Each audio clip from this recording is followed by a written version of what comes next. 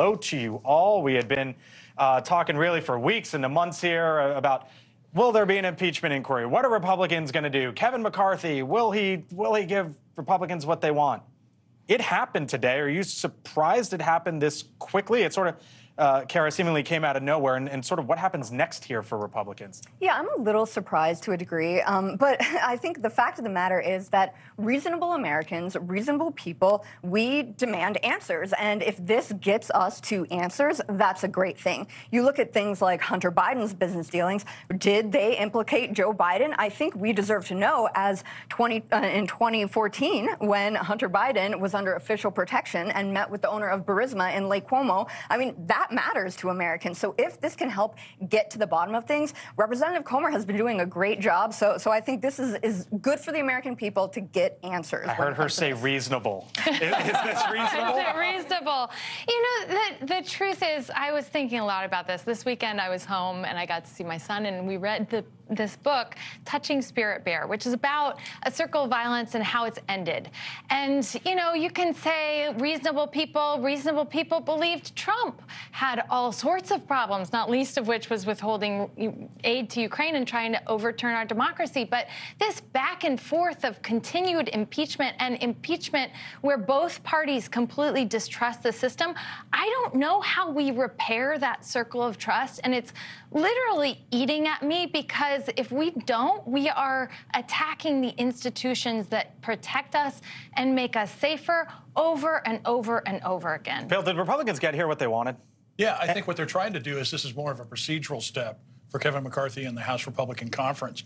Because remember, the apex of the House authority is going to come when they're engaged in the ultimate separation of powers, impeachment inquiry. They don't have a Department of Justice to enforce their subpoenas like happened during the January 6th. They need to improve their standing to be able to enforce those subpoenas, especially during an impeachment inquiry. So I think what we're really talking about is the House is using every tool in the toolbox to try and to be able to get the answers that the American people, and that these investigations are beginning to produce. As the Trump White House cabinet secretary, I got to imagine you didn't think impeachment was good then. You think it's good now? No, I've said many times on this show, I think Nancy Pelosi's standard that she betrayed when she did the first impeachment against Trump, it should be compelling evidence, and the support for impeachment should be bipartisan. They threw that out the window in 2019 or 2020 when they started the impeachment proceedings. And I think eventually, to what Joanna is saying, I think it becomes a mutually assured destruction. Eventually, cooler heads prevail, and we start to get statesmen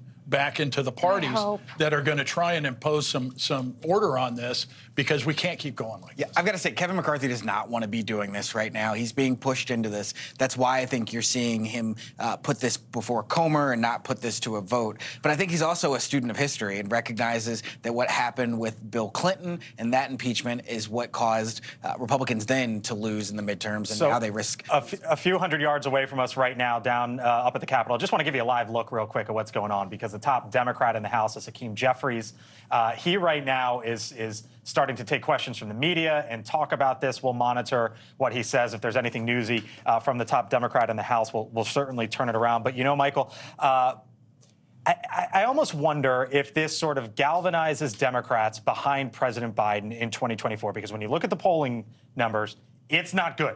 Democrats are not enthused with the top of the ticket. 50% say the president doesn't have the need, only has the needed stamina and has the sharpness to be the next commander-in-chief again. 67% say, Democrats, that the Democratic Party should nominate someone else. But if it gets to the point where there is an impeachment trial in the Senate in 2024, are you gonna have some of your friends saying, "Yeah, let's go Biden. We need to back him"? Is that what's coming? I think voters are sick of Washington, and I think by impeaching Biden, you're going to cement his support, and you're also going to put a lot of vulnerable Republicans in swing districts in trouble, because they're now going to have to decide whether or not they support this, or whether they're going to have to, go against their party. And that's a position they don't want to be in, especially when the House is so close with redistricting going on. And now Republicans could potentially lose the House purely because of redistricting. You put vulnerable Republican members, up for vote. This could be a disaster. There are so many more important things that we have to focus on. There they are. Well, look, it's all-consuming, and there are a lot of implications, a lot of consequences. Again, we saw this